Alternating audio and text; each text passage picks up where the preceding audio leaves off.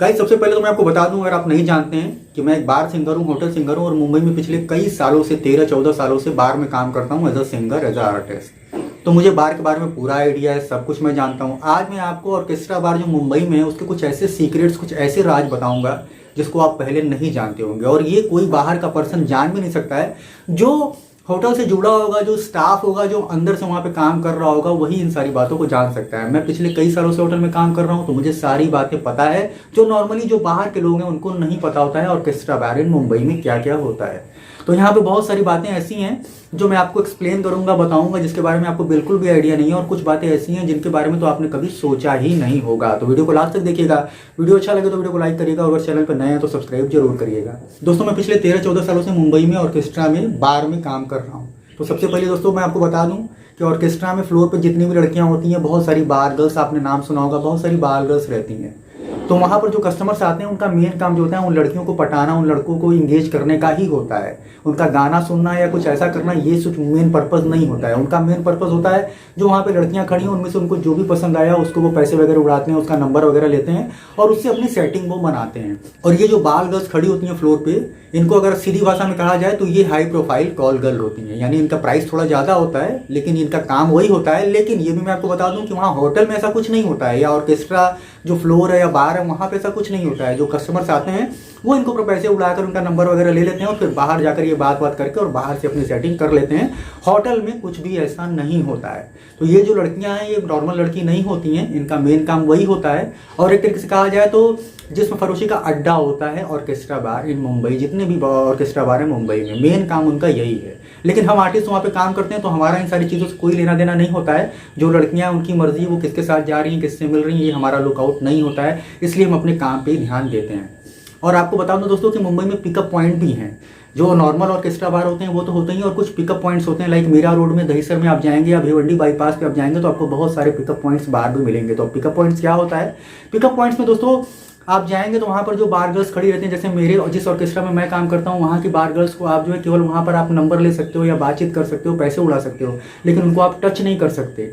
आप उनको बाहर जाकर कुछ भी कर सकते हो लेकिन होटल में कुछ नहीं कर सकते। लेकिन जो पिकअप पॉइंट होता है वहाँ पर जितनी भी लड़कियाँ सामने 10, 20, 50 खड़ी रहती हैं, उनमें से जो भी लड़की आपको पसंद आती है उसको आप उसी समय उससे जो है पूछ सकते हैं, और उसको उसी समय वहाँ उसका जो भी चार्ज होगा, जो भी उसकी फीस होगी वहाँ पर पेड करके और आप उसको अपने साथ लेकर जा सकते हैं। तो ये होता है पिकअप पॉइंट। पिकअप पॉइंट में ऑर्केस्ट्रा चलता रहता है, सारा कुछ वैसे ही रहता है जैसे हम लोगों का ऑर्केस्ट्रा है, लेकिन उसमें जो लड़कियां खड़ी हैं उनको आप जब चाहे उनका प्राइस पूछ के, और भी लोग होते हैं वहाँ पर एक दो, उनसे बात करके और आप जिसको भी आप चॉइस करते हो, पसंद करते हो, उसको लेकर आप चले जाते हो।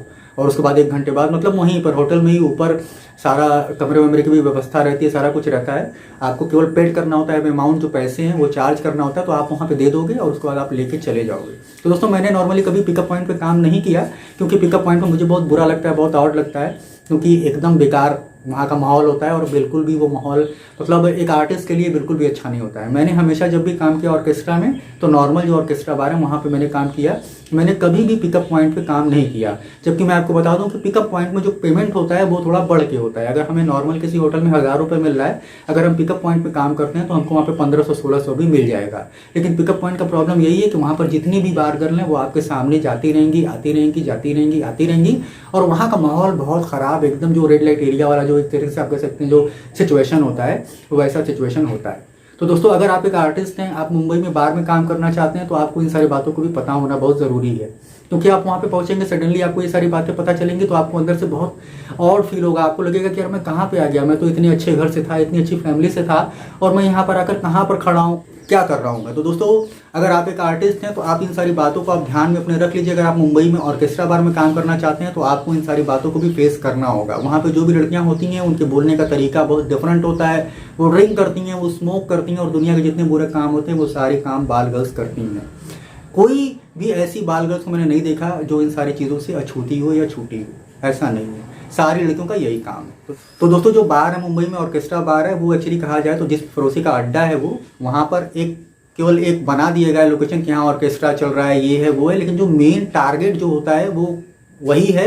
वहाँ पर उसी लिए लोग आते हैं जिनको लड़कियों की ज़रूरत है, जो लड़कियों से इंटरेस्टेड होते हैं वही वहाँ पर आते हैं। अपने हिसाब से जो पसंद आती है उसको वो सेटिंग करते हैं, फिर उनसे बात वगैरह करके बाहर वो अपना मिलना जुलना, घूमना फिरना, व्हाटएवर जो भी वो चाहे वो करते हैं। तो अगर आप बार में काम करना चाहते हैं तो शुरुआत बाहर से तो बहुत अच्छा लगता है कि यार बार में मैं भी काम करूंगा, मैं भी 50-60 हज़ार महीने कमाऊंगा। बहुत से लोग मुझे कमेंट करते हैं कि सोनू भाई आप अपना कॉन्टैक्ट नंबर मुझे दो, मेरा काम लगवा दो, मेरा ये कर दो।